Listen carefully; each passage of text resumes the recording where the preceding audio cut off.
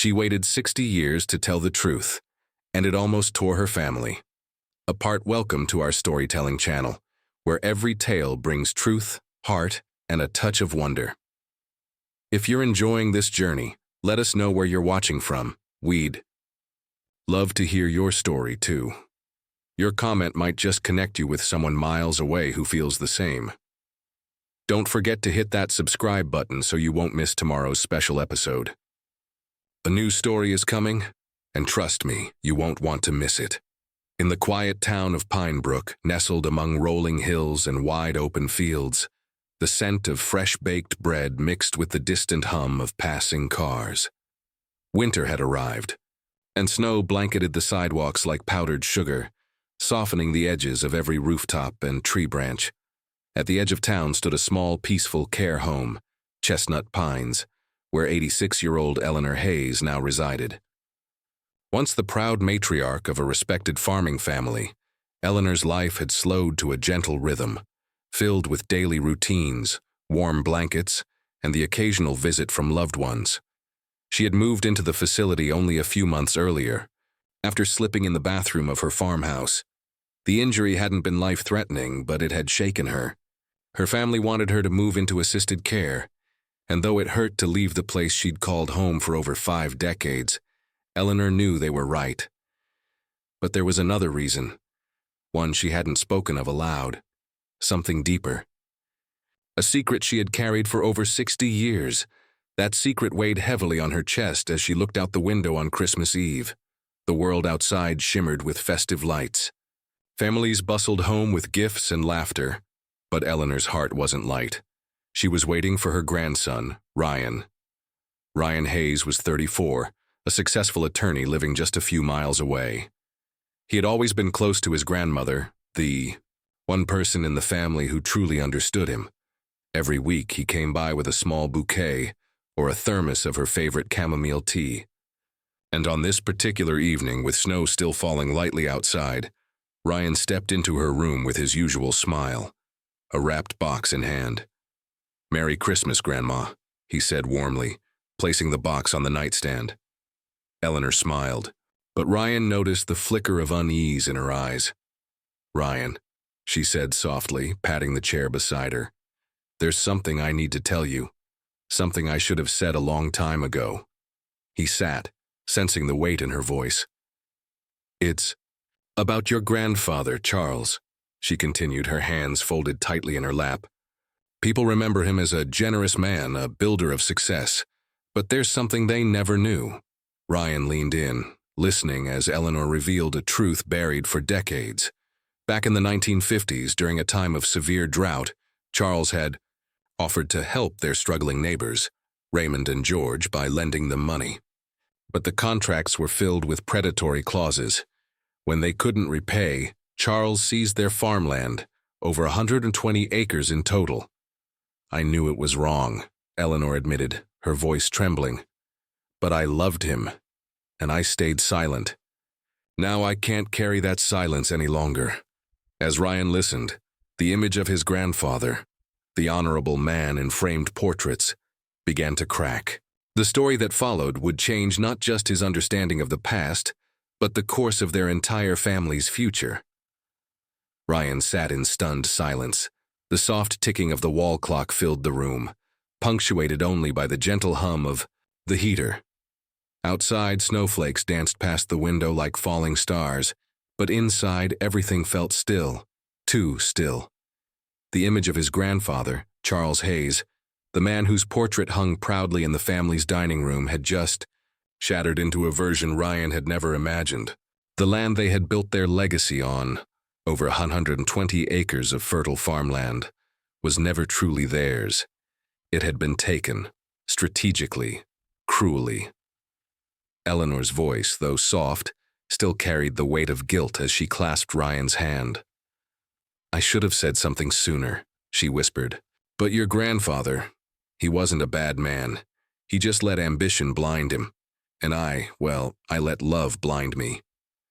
Ryan looked at her, not with judgment, but with something deeper, resolve. He could see how long she had carried this truth, how heavy it had become, And now that burden was his too. "Grandma," he said gently, "we're going to make this right." Eleanor's eyes welled with tears, but a flicker of hope returned to her face, just enough to show she believed in him.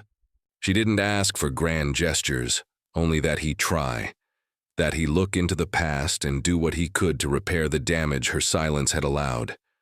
Ryan didn't waste time. The very next morning, while the rest of the world was still sleeping off their Christmas dinners, he was at his desk sorting through county land records, dusty legal files, and old newspapers. He requested access to archived deeds, searched through court records, and made calls to local historians. Each lead took him deeper into a history the town had quietly buried. He found references to two names, Raymond Brooks and George Whitaker. Farmers, neighbors, honest men whose crops had failed during the brutal drought of 1956. Desperate to keep their land, they had accepted Charles's loan agreements, documents drawn up by a local attorney with close ties to the Hayes family. The contracts were airtight and unforgiving. Within 2 years, both families had lost everything. Ryan's hands trembled slightly as he read through one particular file, a notarized deed transfer with interest terms so high it bordered on predatory. And yet it had been legal, clever even, but deeply immoral. He leaned back in his chair, jaw tight, heart pounding. This wasn't just about his grandfather's actions anymore. It was about legacy, integrity, about what it meant to carry a family, name and whether redemption was still possible after decades of silence. He knew the next step would be even harder, finding the descendants of Raymond and George. But he was prepared. He had made a promise to Eleanor, and he wasn't just doing it for her, he was doing it for himself, for the man he wanted to be. And so, with nothing but a name, a map, and a mission, Ryan set off down a road paved with old secrets, ready to face whatever truths he would uncover. The week after Christmas was tense. Ryan hadn't slept much. His mind raced with timelines, contracts, and names from old newspaper clippings. But there was something else weighing on him, something he couldn't avoid any longer. He had to tell his family. His mother, Rachel, and Uncle Michael had every right to know what he'd uncovered. But Ryan also knew, deep down, it wouldn't go over well. They had built their lives on those acres. Michael, now 60, had leveraged parts of the land to expand his construction business. Rachel, 57, used her share as collateral for a financial investment firm she started in the city. Neither of them would take kindly to being told their inheritance was tainted. Still, Ryan believed in transparency. Eleanor had passed the torch to him, not just the information, but the responsibility to do something with it. So, on a crisp afternoon just after New Year's, he invited them to meet at the care facility. The room was quiet when they arrived. Eleanor was sitting up in bed, frail but composed, her silver hair brushed back neatly. Ryan stood beside her, notes in hand, a tension in his shoulders that hadn't eased in days. Michael was the first to speak. "What's this all about, Mom? You sounded serious on the phone." Rachel followed, arms crossed, scanning Ryan's expression. "You look like you haven't slept. Is something wrong with Grandma's health?" Ryan took a deep breath. "It's not her health. It's the truth. About our family, about the land." Michael sat down, his brow furrowed. Rachel stayed standing. Ryan began, slowly, carefully, recounting what Eleanor had told him.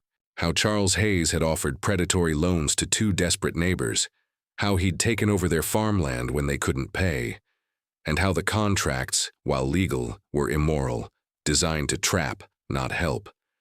At first, there was silence. Then, Michael stood abruptly. "You can't be serious," he snapped. "Dad built that empire from the ground up." "He stole the ground first," Ryan replied, his voice steady. Rachel shook her head. "Even if that's true, and I'm not saying it is, that land has been in our family for over 60 years. You're talking about giving up our legacy, our livelihood." Eleanor's voice cracked through the tension. "It was never ours to keep." Michael turned to her, incredulous. "You want us to just hand it over after all this time?" "I want us to do what's right," she said firmly, though her voice trembled. What followed was a storm of voices, raised, emotional, full of disbelief and wounded pride. Michael accused Eleanor of dishonoring their father. Rachel pleaded for reason, citing how much was financially tied to the land. Neither of them wanted to hear it. Not then. They left the room in a flurry of frustration. Michael slamming the door, Rachel barely holding back tears. The air was thick with resentment, but Ryan stayed. He looked at his grandmother, whose hands now shook in her lap. "We'll get through this," he said quietly, "even if I have to stand alone." And in that moment, he knew. He just might have to. The next morning, the house was quiet, but the tension lingered like a fog that wouldn't lift. Ryan sat at his kitchen table, flipping through his notebook, trying to clear his mind. His conversation with Michael and Rachel still echoed in his ears. Accusations, disbelief, fear of loss. He understood their anger, even their denial. But he couldn't let it stop him. He had made a promise, and he was going to keep it. He packed, small bag, loaded his car with documents and scanned maps, and hit the road. His first stop, a small rural town called Ashford, just 30 miles north. From his research, he'd found records suggesting that Raymond Brooks's grandson still lived there. The Brooks family had once owned over 60 acres of rich farmland, land that now bordered the Hayes estate, land that had been swallowed by Charles's generosity. The journey took him through miles of frost-covered back roads, where telephone poles leaned with age and barns stood like forgotten monuments. It felt like driving through memory itself. At the edge of town, Ryan found it. A modest, single-story home with a red porch swing and a mailbox that read, "Brooks" in faded black letters. He knocked. The man who answered was in his early 50s, with gray at his temples and calm, thoughtful eyes. "You must be Ryan," he said quietly, as if he already knew why this visit was happening. "I'm Daniel Brooks. Come in." They sat at the kitchen table, sunlight filtering through worn curtains, and Ryan explained everything. His grandmother's confession, the contracts, the land. He expected outrage, maybe suspicion, but Daniel only listened, hands folded, occasionally nodding. When Ryan finished, he looked up, prepared for questions or rejection, but Daniel's response was simple. "We've known," he said softly. "My grandfather didn't talk much about it, but the pain never left him. He lost more than land that year. He lost trust, community. But he never let bitterness win. He taught us to move forward." Ryan offered to return the land, to make restitution. He even had draft proposals drawn for a legal transfer, but Daniel gently pushed the papers aside. "I appreciate this, truly, but we've built a life, a different one. Taking that land back now won't heal anything. What matters is what you're doing, acknowledging it. That takes courage." Ryan felt a lump in his throat. He didn't expect forgiveness. Not like this. Later that week, he drove 70 miles west to another small town, where he found George Whitaker, now in his 80s and still running a small pharmacy. The story was nearly the same, but George's reaction was even more profound. "I spent decades carrying anger," George said, his hands trembling slightly as he poured tea. "But eventually, I realized forgiveness wasn't about him. It was about freeing myself. I don't want the land back," he added with a sad smile, "but I'm glad someone finally came to ask." Ryan left both homes humbled, his heart full. What he had found wasn't just closure. It was something deeper, proof that even in loss, dignity could survive, and sometimes the greatest justice is being heard. Ryan returned to Pinebrook with a different kind of weight on his shoulders, not the weight of guilt or shame, but something quieter, more reflective. He had come face to face with two families who had every right to be angry, bitter, even vengeful. Instead, they'd responded with dignity and grace. They had chosen peace over possession, forgiveness over restitution. But now came the hardest part, convincing his own family to do the right thing anyway. Eleanor was waiting in her room, seated by the window with a blanket over her knees. When Ryan walked in, she looked up, her face a mixture of hope and fear. He sat beside her and gently began to tell her everything. They don't want the land back, he said. They've moved on, built lives, chosen to forgive. Tears welled in Eleanor's eyes. But that doesn't change what we did. No, Ryan said softly. It doesn't. But it gives us a chance to make something good from it. Not because we're asked to, but because it's the right thing to do. A few days later, he arranged a quiet meeting at the family home. Michael and Rachel showed up, reluctantly. The tension from their last confrontation still lingered in the air. But this time, Ryan came prepared, not just with documents, but with stories. He told them about Daniel Brooks and George Whitaker, about the forgiveness they'd offered without asking for anything in return, about the peace that came from finally being heard. At first, Michael scoffed. So what? You want to just give the land away? No, Ryan said firmly. We sell it and we use every cent to help their families. George is in his 80s and still working 7 days a week. Daniel's family is struggling with medical bills. We can help. We should help. Rachel's expression softened. Something in her shifted. Maybe it was the look in Ryan's eyes or the quiet resolve in his voice. Maybe it was the memory of their mother's quiet strength. This isn't charity, Ryan added. It's accountability. For the first time, Michael didn't argue. He just looked down at the floor, the silence stretching between them, and finally he nodded. Within weeks, the land was sold, valued at just over $800,000. The money was invested in trust funds, community projects, and medical support for both the Brooks and Whitaker families. It wasn't about reversing the past. It was about honoring it and choosing a different path forward. The news spread quietly through the town, and something changed. The Hayes name, once spoken with pride but shadowed by whispers, began to carry a different kind of weight, one grounded in humility and healing. On her last spring at Chestnut Pines, Eleanor sat in her chair looking out at the budding trees. Ryan was beside her, holding her hand. You did it, she whispered. No, he replied. We did. And that spring, as the snow melted and the land they no longer owned turned green again, something else took root in its place. Peace. Thank you for staying with us through this powerful and emotional journey. Stories like Eleanor and Ryan's remind us that the past may shape us, but it's the choices we make today that define who we become. Now we'd love to hear from you. What would you have done in Ryan's shoes? Would you have the strength to confront your family, to face painful truths and make things right, even after decades of silence? Leave a comment below and tell us where you're watching from and how this story touched you. Have you ever uncovered a family secret that changed the way you saw someone you loved? Or have you experienced the power of forgiveness in your own life?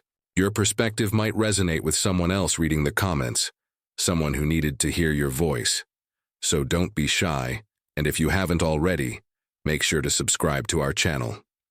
Tomorrow, we'll bring you another moving story that might just stay with you long after the screen fades to black. Until then, stay kind, stay curious, and never underestimate the power of a single choice to change everything.